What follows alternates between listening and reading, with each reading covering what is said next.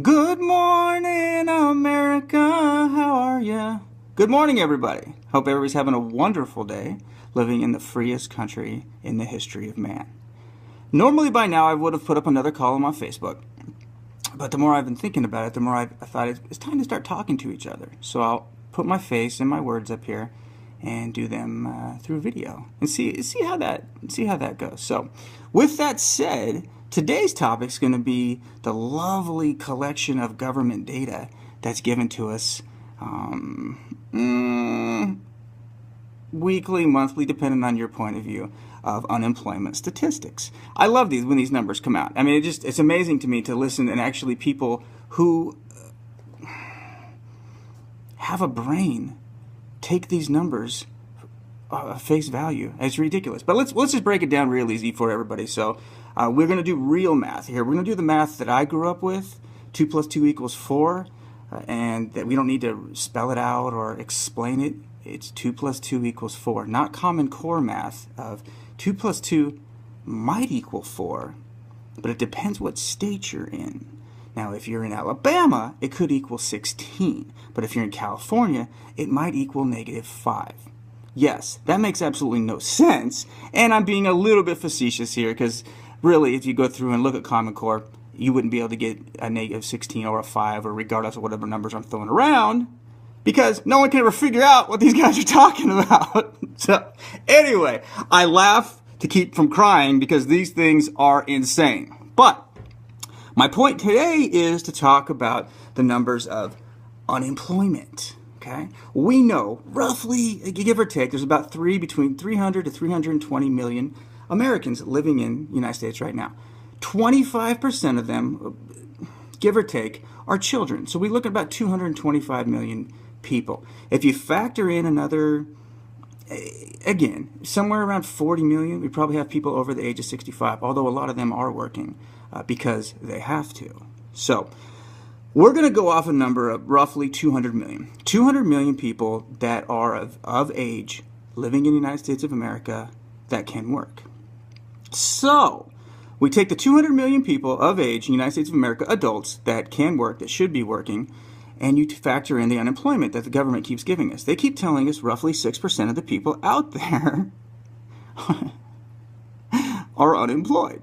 Okay, so that's 12 million. So just remember that number right there, 12 million people. Now, let's go back to the other numbers that the government keeps feeding us. Right now, on what we call welfare, there's 50 million people. 50 million people on welfare. Now, maybe they're all working, but I doubt it. Okay, so, but I'm not finished. 50 million people on welfare, remember that number. Then we're going to go to long-term unemployment, or excuse me, long-term disability. People that just simply, for whatever reason, cannot work. Those numbers will vary back and forth. It can go between anywhere from 15 to 20 million, but we're just going to take 15. We're going to be conservative with the numbers here. So you have 50 million on welfare, 15 on long-term disability. That's 65 million. In this country right now, we have over 7 million people that are incarcerated. Okay? It's unlikely they're working. So, 65 plus, it's a little over 7, we'll just call it 7. So now we're sitting here at 72 million. For those Common Core followers, that could be 120 million, but we'll just go with the regular math that I grew up with. So we're looking right now at 72 million people. 72 million people right now that are either on welfare, these are government numbers, okay, either on welfare, long-term disability, or are incarcerated right now. 72 million people. Big number. Now you factor in the government's number of 6%, you add your 12 million on top of that, we're now at 84 million people who are either on welfare, long-term disability, incarcerated, or receiving an unemployment check. 84 million people. Now, what I have... oh my goodness. I mean, this is utterly ridiculous to sit here and talk about 6% unemployment. But it was pointed out to me that, well, quite possibly some of this is fraud. Fraud. Oh, well, that makes it a lot better. I guess we're just sending checks to all the people that really don't need it, so maybe unemployment is down that low.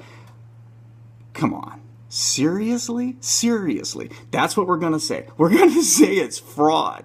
That's okay, so unemployment really is down. Now, ridiculous. But we'll factor in for fraud, and we'll even factor in for the overlap. We'll say some people are on long-term disability, are incarcerated, and getting welfare. Because believe it or not, some of these things actually do occur. They do. There are people sitting in prison or county jail right now who are collecting welfare. Yeah. I mean, they don't have any, other than they're in there because they abused other people. We are giving them 3 hots in a cot, but apparently that's not enough. They're going to need that welfare money to make sure that they can, get the cantina or whatever it is. Again, I laugh to cover my anger. This is pathetic.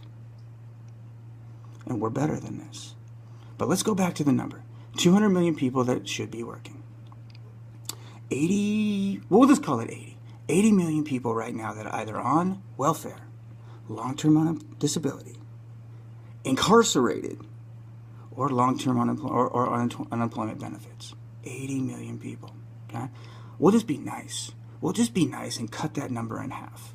We'll just say, even though there's no way to do that, okay, we'll just say that there's fraud and there's overlay, and well, I mean, frankly, the government doesn't care about these people anyway, so we'll just say they don't even exist. Good. That's horrible, but that's even better because the government doesn't care. They really, really don't.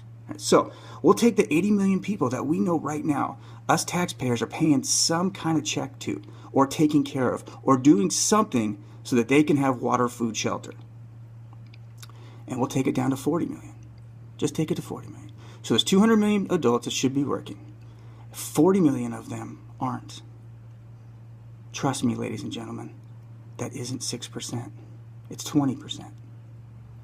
And I just basically took off half just to make a point, because that number's probably closer to 80, maybe even 85 for what we know out there, than it is to 40.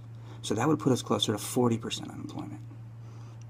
So all of you people out there that think unemployment's coming down and the stock market's going up, seriously, stop doing the Common Core math.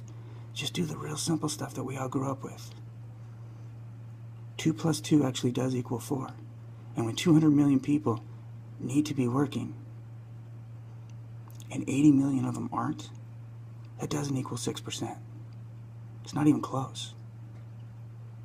Now, we can keep walking down this road. Pretty soon that number will go to 100 million. It might even be there already. 120.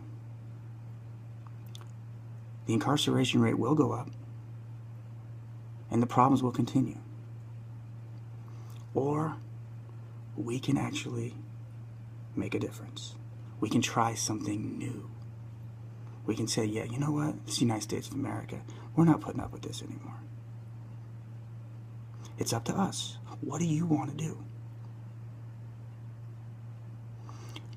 I have one more thought, aside from the lovely mathematics that was just explained. Right now, sitting in a Mexican prison is a young man who served this country. His name's Andrew Tamarisi. He's down there because he made a wrong turn. We have over 20 million people in this country that are making wrong turns. We provide them food and shelter and let them run around the country, sometimes doing illegal things. We have one Marine in Mexico because he made a wrong turn. I don't know about you,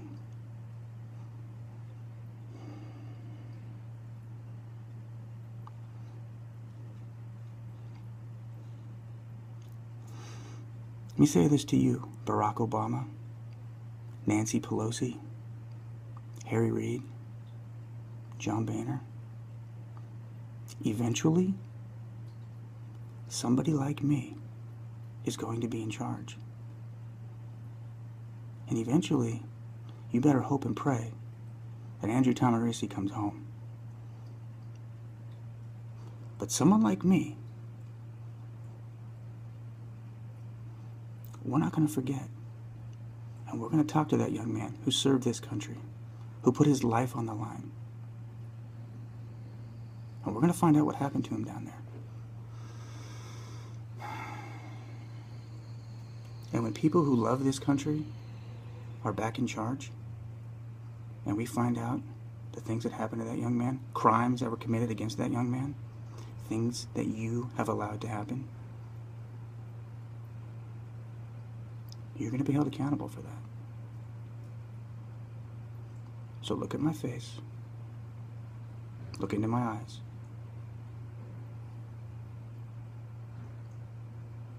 We're done with you. Get him out now.